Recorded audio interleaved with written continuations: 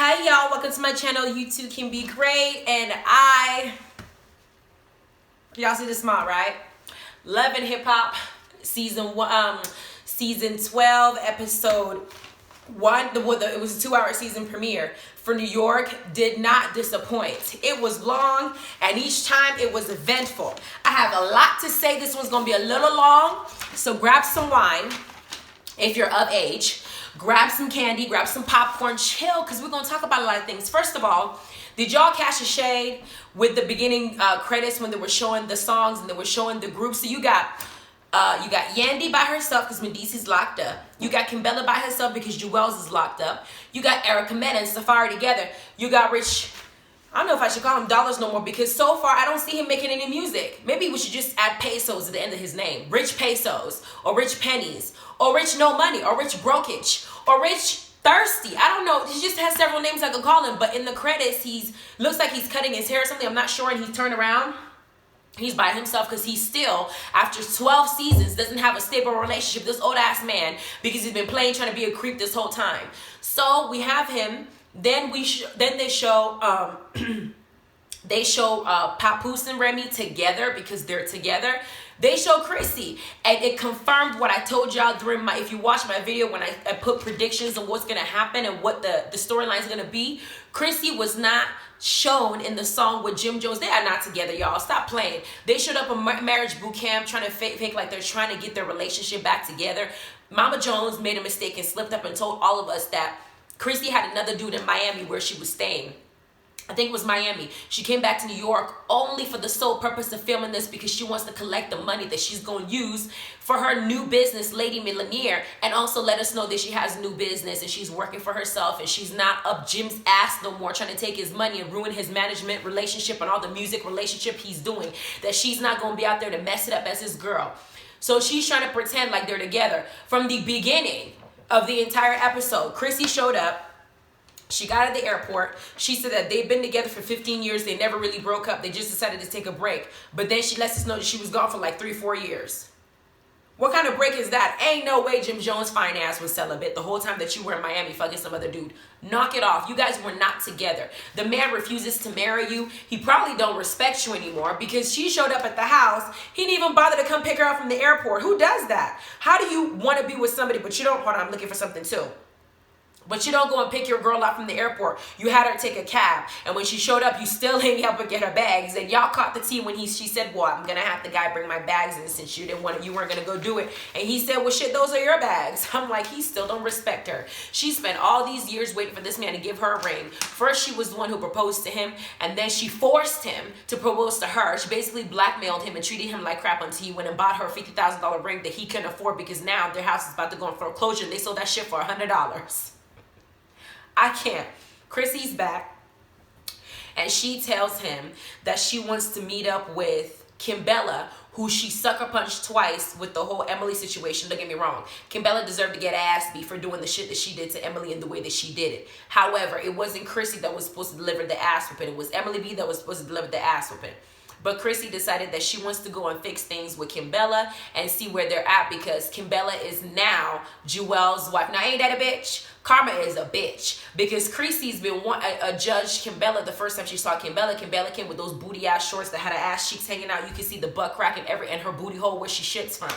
And they looked at her, Olivia, Emily B, they all looked at her as the type of video hoe girls that their dudes cheat on them with or might cheat on them with, right? They looked at her that way.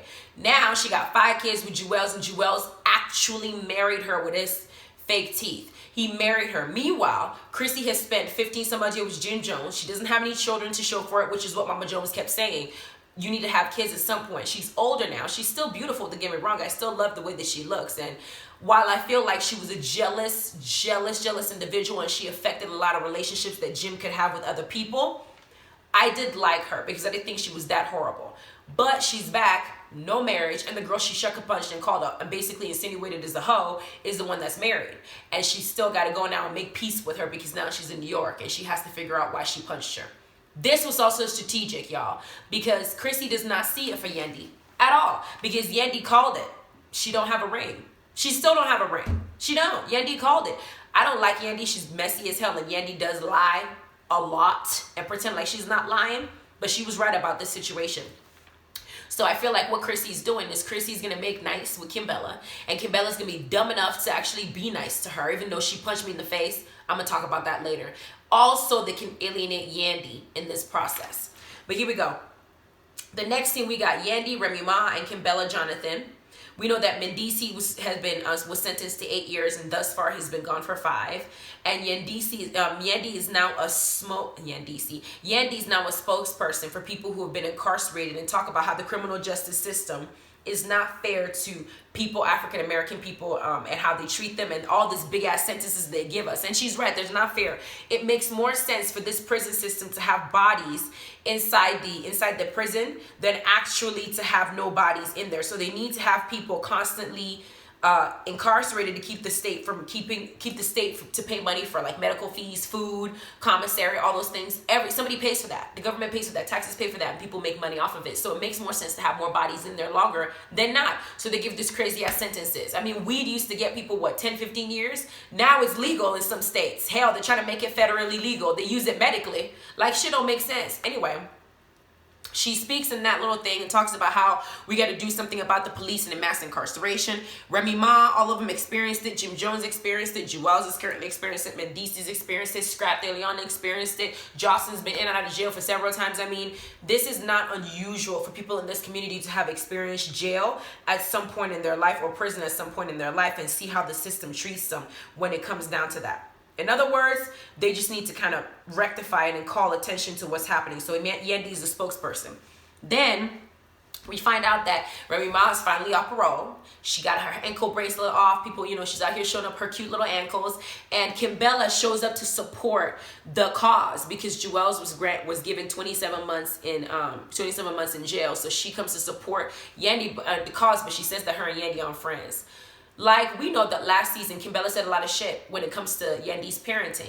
Now, you can talk about Yandy and being fake, all that stuff, but you don't bring somebody's child into it. And she did. So that's the thing that kind of broke them. And Yandy's harping on that as a reason why her and Kimbella are having problems. The next, you got Juju, Jonathan, all joined them. Chrissy, Jonathan states that Chrissy contacted him. Now, why would Chrissy be contacting? Well, I guess they said that they were friends. They had a relationship for about 8 years. So Chrissy contacted him. And I'm like, okay, Chrissy's contacting all the people that Yandy's hanging out with to go and meet up with him. Okay. The next thing, we got Cyn Santana and Joe Budden. Cyn is with baby Lexington, and she lets us know that after Joe Budden proposed to her, 4 months after he proposed to her, he cheated on her by way of finding text messages, maybe lewd photos on his phone, to show that he's cheating. And so she felt like he wasn't being honest with her and telling her the truth. Yeah, he did the same shit to Tahiri. Remember when she picked up that little hair on the bed?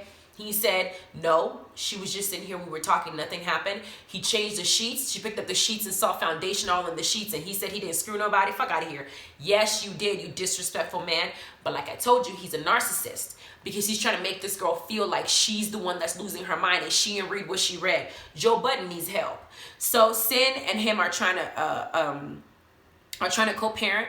The next thing, we got Erica Mena and Safaree, and I love them together. I'm so happy that they're together, although Erica Mena looks weird. I don't know if it's the veneers that she has, or if, I don't know, her face just looks different. It's not the same, like, natural. Like, she's still beautiful, but it's not like what I remember her to be. And it's kind of crazy looking at her now. And with her and Safaree's nasty self, the way that she shoved her long ass tongue in his mouth, I'm thinking these two, when they have sex and when they're fucking each other, it must be off the chain. I want to be a fly on that wall, because that shit must be lit, because you see them two. Y'all remember Nicki Mudaris said that Safaree was better in bed than Fizz, right? That he was better in bed. And we know that Richie D liked Erica Mena because Erica Mena knew what she was doing in bed. She knew what she was doing.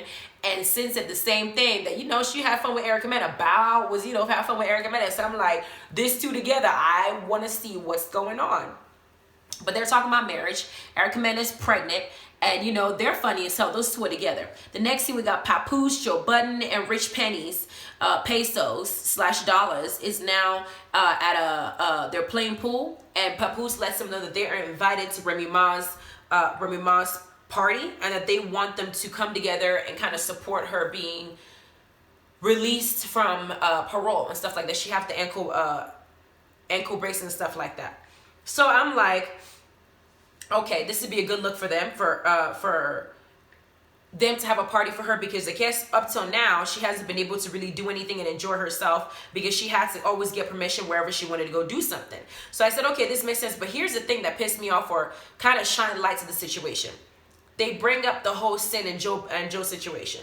Joe puts it like, oh, she found something on my phone and she just bad at communicating. She doesn't want to communicate. And so that's why she got mad. She got mad because she didn't want to communicate and left. Why are you minimizing the situation? I love how Papoose made it clear to him, saying it's not about her not communicating. It's about you putting her in a position to where she feels like this conversation has to be had. Joe Budden doesn't take it a responsibility, and I like how Papoose checked him, because Papoose is a real man. I love him. He's a straight up real man. He looked at that man in the face. He said, why is it that she got to look at your phone and find something in the first place that will make her uncomfortable? Why is it that you don't take responsibility for the fact that you were the one who's texting? Had those texts not been there when she looked at it, you wouldn't be having this issue and then turn around and saying that it's because she doesn't have a communication problem. She has a communication problem. You need to communicate that through your senses, that what you're doing with your freaking Joe Budden and his cheating ass. I shouldn't call him Joe Cheater, because you cheated on every single person you're with. You shouldn't have done what you did, and it's your fault that you guys aren't together and your family's broken apart. Take responsibility for it. Rich Dollars, or Dickich, I should call him Rich Dickich. I just have all these names for this man. He's always doing something stupid. Cisco should have whooped his ass. Anyway, they decide to go to the party, and we move on. Then we get to the party situation. We got Remy and Papoose, my favorite love and hip hop couple, as I was saying, because we know Kirk and Rashida part 1 didn't work. Kirk and Rashida part 2, Lyrica and A1 didn't work. Peter and Amina, no comment. We're not even gonna touch that one. Princess and Ray J are soon to be divorced. Shonda and Lucky, her dude, had a cheating problem. Chrissy and Jim, forever single, forever unengaged, forever unmarried. Then we got Fab and Emily, no comment. So all the relationships I've seen so far, Kimbella and Juelz, they're still together, but he's in prison. Yandy and Mendeecees are still together, but Mendeecees in prison. Like all the relationships I keep seeing in this damn show, there's always something wrong with it. The only one I feel like is the power couple that actually has stuck by their word and are supporting each other and actually behaves like a married couple through this entirety of the time I've seen them on these episodes is Papoose and Remy. I love the way he supports her. I love the way she supports him. Their daughter is beautiful as hell, and I'm all for them. Yes, enjoy yourself. Then we got Chrissy and Kimbella meeting up. Kimbella is being two-faced, and she is being a dumbass. There is no way in hell, not on this earth, not in the next generation, not in the 7 circles of hell, if that exists, not in the next planet, not in my dreams or my worst nightmare, would you ever put your hand on me and we'll be sitting down breaking bread and having a conversation. Once you cross that line, we're going to have a problem. What am I going to do? Come to the hospital while you're in a coma and be like, oh, I'm sorry. Let's just try to straighten this out, because I don't want any disrespect. After I didn't put your ass there, there is no coming back from that. Once you put your hands on me, to me, you and I will remain enemies till the day we die. Hell, if I see you buried underground, I'm gonna knock you a few feet under. We will never be friends. Kimbella is sitting up across Chrissy, and Chrissy's sitting after she done popped her twice in the face, saying she's not here to be disrespected after hitting Kimbella multiple times. Kimbella's like, yeah, but you sucker punched me, and I don't know why. You know why, bitch. You deserve to be sucker punched, however, not by her. Emily should have been the one to do it.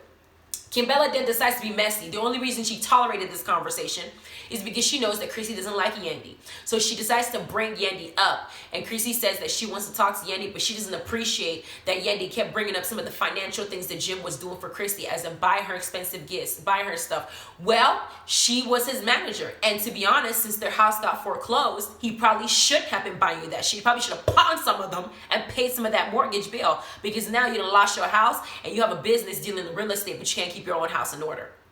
Okay. Then the next thing, we got Cyn and Joe meeting up. Joe, of course, decides what he always does, which is the same thing Portia and Dennis's dumbass are doing. Joe blames Cyn for his cheating. He's not admitting that he cheated, directly. He's saying, we were unhappy for some time, and I informed you of several things that you were doing that was making me unhappy. See, this is how I know that a man wasn't raised by a man. You understand? This is how you can tell men that did not have fathers in their life, because this is the type of shit that they say. Any man that has had a father in their life, I mean like a genuine man who knows he's a man, who knows what role he's supposed to play in this life, knows the provider and the protector role that he's supposed to play in his life, and had a good woman by his side, No man would ever fix their mouth, look at a woman and say that the reason that they stepped out of the relationship and cheated was because the woman pushed him to it. Because you can't make somebody do something as bad as cheating. You had a choice. You had a choice of coming to me and saying, this relationship makes me unhappy. I don't think it's working. I really think it's best for us to break up and figure out what it is that's making us unhappy. And if we're meant to be together, we'll find a way back to each other. But for now, this isn't going to work. And then if you meet somebody outside of that breakup and you decide to be together, then that makes sense. You're not about to go and fuck somebody, disrespect me, not admit to it, and then tell me that I'm the reason why you even considered doing it in the first place. Joe didn't listen to Papoose at all, and that's why his relationship is not going to work. Papoose gave him a jewel for him to listen to. Pap told him what he did that was incorrect for him to own up to. He still went in front of Sin's face talking about, I just want to fix my family. I'm hoping that she'll listen. I told y'all she was going to leave. What am I going to do? Sit there and listen to you feed me some bullshit and act like I'm dumb? It's one thing for me me to be stupid and maybe, not really know what's going on, but you are literally talking to me like I'm not able to put A and B together. That don't make sense. You're really talking to Sin like she's stupid. You did cheat, bruh. Admit to it so she can actually start healing. Y'all can move on and, co-parent amicably. But he didn't want to do that. Then we get to Remy's party. Rich's fake ass spots Safaree and Erica Mena in the corner of the party at the table, and he decides to go and say hi to them. Of course, Rich is bitter. Of course, Rich, no dollars, no money, no women, no morals, no nothing. Ugh. He goes up to Safaree. Oh, congratulations, man. I hope you're happy. Tries to shake Erica Mena's hand, but Erica's smarter than that. She knows Rich is full of shit. And he is. He's full of shit. His name can't be called Rich. He needs to be called Bitch. Bitch or Britch. But she knows he's full of shit, so she didn't shake his hand. Because after he was done shaking her, or trying to shake her hand, he goes over to Joe and says that he would rather have spit on her. What grown man needs to be spitting on his ex? Number one, let's be clear. For Rich, Erica Mena was the woman that got away. You know why I said that? Because he wanted to be the creep squad, the creep, the season when he and Erica were together and tried to talk and stuff like that. He played that girl for fool. He didn't claim her. He was telling people that he wasn't with her. He did everything to embarrass her. Even had Peter with his stupid ass. For all people to talk to about relationship advice, he chose Peter. The fuck is wrong with you? But he listened to Peter, broke up with Erica Mena the first season. Of course, she's going to go back and, look at it and see how much he was dogging her out and making her look like a damn fool. Second season comes back, she's with Sin, and he decides that now that he has lost the woman that he actually liked to another woman, it emasculated him. It made him feel some type of way. Then at the reunion, he admitted that he was still in love with Erica, but she didn't leave Sin and come back to him. She moved on with her life, and I think she went to Bow Wow after Sin, and then from there she dated a few people, then she landed on Safaree. She never went back to Rich, and Rich, instead of admitting that he fucked that up, is sitting here talking about Erica Mena and dogging her out like she's a hoe, she's this and this. But guess what? She is the one that's getting married, who is getting in this beautiful ass hall. She has a baby on the way. She has a family that she's building. She's happy while you and your ass is still chasing the next puss. You look miserable. Karma is a bitch, Rich. It is. Because you're talking about somebody who's technically doing better than you when it comes to relationship. I don't see you with nobody. You still the creep. And you're what? In your 40s, 50s? How old is this man acting like this? Then Kimbella's fake ass comes in with Chrissy as if they're best buds. And I know Kimbella did it on purpose to be shady because she wanted Yandy to see it. Chrissy goes up to Yandy to go talk to Yandy about the issues that they were having and what caused the problem between them. Chrissy is never going to admit that her jealousy led her to destroy the relationship that Jim had with Yandy, because Yandy was managing him very well. And his house didn't get foreclosed. She probably handled everything because Jim doesn't seem like he wants to do nothing. At home, Chrissy was the one doing everything. Outside of home, Yandy was the one doing everything. So she broke up that relationship, trying so hard to be his manager, his wife, his midwife, his mom, everything. His grandma, his toothbrush, his toothpaste, his toilet paper, everything. And when it didn't work out, she still ain't got the ring. She went to Miami. But guess what? You fucked up the relationship that Yandy had, because I think that Yandy was doing her job very well. And as it pertains to managing Jim. And now here we are. Jim don't know how to manage himself. And he has bad team behind him because Yandy was really cool with him. He was cussing her out because of Chrissy. But Chrissy would never admit that she got in between that relationship because she was in her feelings. At the same time, Yandy's not going to admit that she has a slick mouth. She says stuff. She throws stones to hide her hands. She makes little snide comments here and there. When you ask her about it, she acts like, I didn't mean it like that. I don't know what you're talking about. Are you sure that's what I said? Because I don't think that's what I said. I don't know. I think that we're all, what's going on? That kind of attitude. So it pisses people off. So Chrissy and her decide that they can't fix anything. They walk away. Then you have Safaree and Erica Mena finding a wedding venue. I saw the venue. If they really are going to get married in that venue, it was gorgeous and it looks expensive as hell. I wouldn't guess that venue was at least $100,000. And I'm looking at Rich like, well, Safaree should be the real rich, because it looks like this place right now, he's a rich wedding. This is a nice ass hall. But the next thing we got is Kimbella and Chrissy and Jonathan meeting up. Actually, Kimbella and Chrissy were meeting up, and they invited Jonathan to come. Chrissy decided that she wanted to mend Jonathan and Kimbella's relationship. I think she figured that if Kimbella and Jonathan are friends, then it's easier to kind of put Yandy out there, since Yandy wasn't able to fall in line with Chrissy's behavior. Kimbella says that she felt like Jonathan chose a side. Jonathan said, no, you were talking shit about Yandy in front of me. I'm going to defend my friend. That is very true. You were talking about her adopting, saying she was hurt, that was being fake, or fostering, that was being fake. I would say some shit too. And you didn't stop there. You kept going the entire season. Yandy this, Yandy that, Yandy this. But if you're going to dog her, you need to dog her to somebody that's not her friend, not somebody that's her friend. Like, that don't make sense. I'm not going to let my friends badmouth each other to that extent. Like, you can vent, but you can't say all that. That's crazy. They decide to mend things.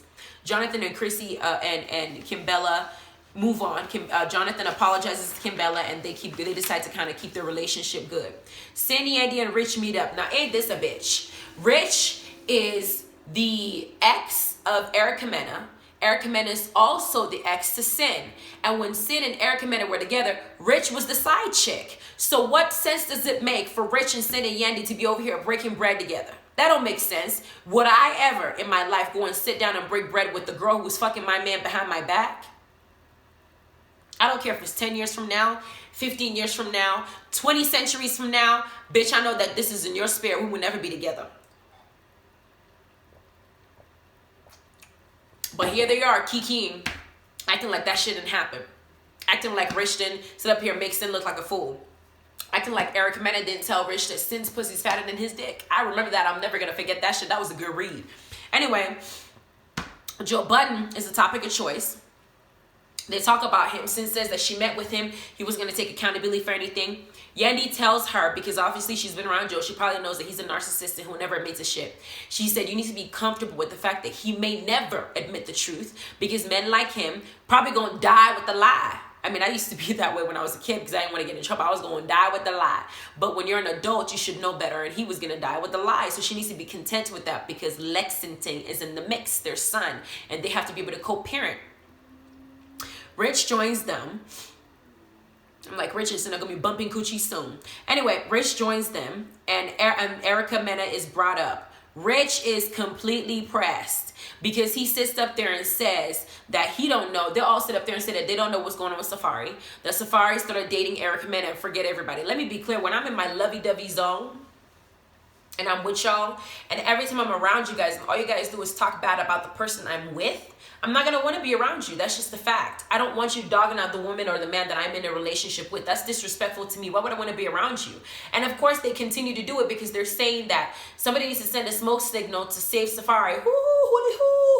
Or something like that. You know, I don't know. Somebody needs to send a smoke signal to come and save Safaree, because apparently Erica Mena is the one driving him crazy. However, when I see Erica Mena and Safaree together, that man loves her and she loves him. So these people, I think, are just sitting up here hating. Yandy misses her man. She ain't have PP in a long time. She wants to get fucked and rubbed and turned bent upside down. And while she's seen somebody else doing it and it's not her, she's going to be jealous. Rich is pressed because he lost that girl and she ain't never going to come back to him. She's probably getting fucked and sucked in every way that Safaree's doing it, and doing it probably better than him and his old ass. So he's pressed. Sin probably enjoyed Erica Mena too. She probably knew what she was doing then. On top of that, she misses that girl's relationship, whether it's a friendship, because they were friends too, and she misses it, so they're all talking about it. Then we move on to Remy Ma and Fat Joe. Remy Ma is also concerned about putting her album out there. I haven't seen her new album, but I do know that it's a pressure situation. Remy Ma she got bars. She's a great artist. She's very talented. When you put out good music, there's pressure on you to continue to put out good music. Not everybody can be Beyonce or Jay-Z, but she's really trying hard to make sure that she keeps up with the image people are expecting her to keep up without actually showing her ass, because she's not going to be out there with a G-string twerking on stage. She's going to use her words and her skills and her talent to get noticed. And so the album she puts out has to depict that, and that's something that's stressful, being that she's also a mother, a wife, and everything, all the above. So that was interesting to watch. Tahiri and Erica Mena finally meet. Yes, God, these two fine, sexy women who I want to be in the middle, sandwich me, please. They are fine. They meet up. Tahiri sees that Erica's preggo, and she asked her if she's considering a prenup to protect herself because now she's about to get married. Something Erica Mena needs to consider. Then they bring up the Joe situation, and Tahiri gives us a little tea. She says that Joe, before he proposed to Sin, actually sent her a message saying that he was going to propose to Sin. Joe, I said it before, I said it again. Joe will forever want Tahiri and that fat ass of hers that's beautiful, that just sits up lovely, makes you want to kiss that motherfucker. He wants that woman. He will never stop. That woman was with him when he was on drugs. She was with him when he was recovering. She was with him when he was cheating. She was with him through the whole time. And Tahiri will fight a man to protect Joe. She will always have that man's back, whether they're screaming or not. The fact is, he kept fucking up like he's doing now with Sin, and Tahiri just got fed up. The fact that you will call your ex or text your ex and let her know that you're about to propose to someone, that means that in your head, you felt like there was a possibility that the both of you may be able to mend things, and you wanted her to stop you before you did what you were gonna do. And Tahiri did not stop him, so he went ahead and did it, and 4 months later, he cheated on Sin because it wasn't that deep to him. That's the scenario of the situation. But we got Sin, Jonathan, Kimbella, and Yandy meeting up. Actually, Sin, Jonathan, and Kimbella were together, and then Yandy comes walking up. And of course, this is a setup because Kimbella had already been talking shit to Chrissy, and Kimbella and Jonathan are supposed to be good, but Jonathan witnessed that conversation. Yandy comes up. Kimbella's being fake, kikiing in Yandy's face, but in the confessional talking shit, and when she's around Chrissy talking shit, but she don't want to say it to her face. And she's acting like her and Yandy aren't trying to get to a better place. But Yandy lets us know that the kids have been hanging out. Kimbella's like, just because our kids hang out, we're not friends. Why the fuck would my kids be hanging out with you if we ain't cool? I would not let my kids around you, bitch, if we weren't cool. You might poison those kids. No, you are not going to be around my kids if you and I are not on good terms. But that's basically what Kimbella's saying. But they bring up the topic of Jim Jones and Chrissy. And Yandy pulls up the record saying that Jim Jones and Chrissy lose their mansion due to foreclosure at auction for $100, and that they were sued for failing to pay bills. Kimbella gets mad and says that Yandy is being messy towards Chrissy. Bitch, what? Yandy should not give a fuck about what Chrissy thinks. Chrissy messed up her money with Jim Jones. I'm not saying Yandy's innocent. Hell, I don't think she's perfect at all. However, in the dynamic of things, Chrissy messed up Yandy's money with Jim Jones. She fucked that shit up because of her attitude. No, because she did the same thing with Samaya. Samaya didn't do nothing for her. She wasn't a good artist. I'm sorry. She just wasn't. But she fucked that up because she did not like Samaya. She don't want Samaya around her man. She did the same thing with Yandy because she felt like Yandy and her had a problem. She fucked that up. Then she socked your ass in the face, Kimbella. Now you sit up here defending Chris and expecting what, Yandy to feel compassion for her because she lost her house in the foreclosure, when Yandy was telling her and Jim that Jim should not be buying her bags, buying her shoes, buying her any of this expensive shit when he needs to be paying his bills. Well, guess what? She was right about what she said, because now your ass is in foreclosure. And no, she's not being messy because I can pull this information up myself and read it out loud. So Kimbella, shut up, because Jonathan called her out and was... That shade he gave her when she walked in was on point. Oh, see, you're not wearing human hair, not synthetic.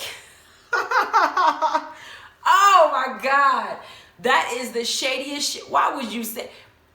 You can tell that Jonathan is not seeing it for Kimbella because he's probably seen some of the stuff that I'm seeing. Kimbella doesn't like Yandy. I think that she feels like Yandy embarrassed her in that reunion, made her the bad guy and the scapegoat. She does not like that. And I feel like there's a lot of stuff that she doesn't want to address with Yandy, but when Yandy's not around, she wants to vent to somebody else. But she picks this whole scene like, oh, you're being fake. Y'all are fake. Sin, we're good. Shut up. And then she leaves. Then we got Jim and Chrissy.